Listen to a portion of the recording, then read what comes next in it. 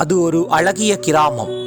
பூத்து குலுங்கும் பூஞ்சோலைகள், பச்சை பசேல் என்ற வயல்வெளிகள் என்று எப்போதும் ரம்மியமாக காட்சி தரும்.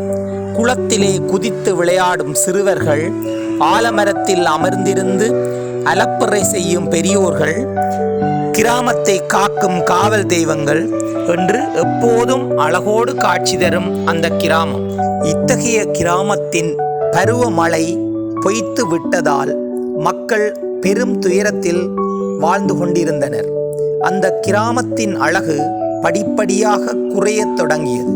பூத்து குலுங்கும் மரங்கள் தங்கள் அழகை இழந்தன. வயல்வெளிகள் கருகி புத்தரைகளாகவும் கட்டாந்தரைகளாகவும் மாறின. ஊர் மக்கள் அனைவரும் ஒன்று சேர்ந்து என்ன செய்யலாம் என்று யோசித்தனர்.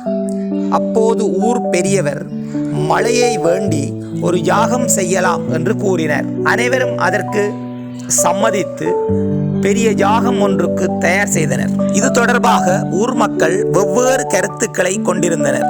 யாகம் செய்வதால் மழை வராது என்று பெரும்பகுதியினர் கூறினர். ஒரு சிலர் இல்லை, யாகம் செய்தால் வர்ண பகவான் கருணையில் மழை தருவார் என்று கூறினர்.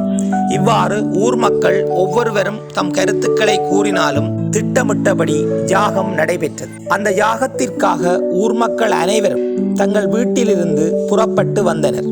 அதில் பெரும்பாலானோர் மழை பெய்யும் என்ற நம்பிக்கை துளியும் அற்றவர்களாக காணப்பட்டனர். ஒரு ஏழை குடிசையில் வாழ்ந்த சிறுமியொருத்தி தன் தம்பியையும் அழைத்து கொண்டு அந்த யாகத்தை காண ஆர்வத்தோடு புறப்பட்டாள். அவள் செல்லும் போது கையிலே ஒரு குடையை எடுத்து கொண்டு சென்றாள். யாகத்தின் முடிவிலே வானத்தில் கருமுகில்கள் ஒன்று கூடி மின்னல் மின்னி இடி இடித்து பெருமழை கொட்டியது. ஊர் மக்கள் அனைவரும் மகிழ்ச்சியில் திளைத்தனர். அப்போது வானத்தில் தோன்றிய வர்ண பகவான் ஊர் மக்கள் அனைவரையும் விழித்து, நான் மனமிறங்கி மழையை தந்ததற்கு என்ன காரணம் என்று நினைக்கிறீர்கள் என்று கேட்டார். அப்போது ஊர் மக்கள் நாங்கள் செய்த யாகமே காரணம் என்று கூறினார்கள். உடனே வர்ண பகவான் அதை மறுத்தார். உங்களில் பெரும்பாலானோர் நம்பிக்கையின்றி கடமைக்காக இந்த யாகத்தை செய்தீர்கள். ஆனால் ஒரு ஏழை சிறுமி மட்டுமே என் மீது நம்பிக்கை கொண்டிருந்தாள்.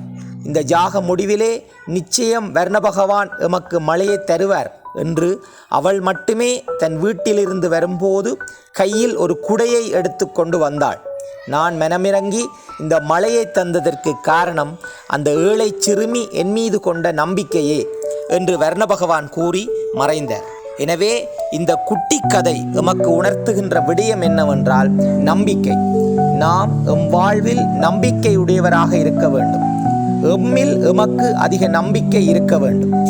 ஆண்டவன் எப்போதும் எங்களோடே இருக்கிறார்.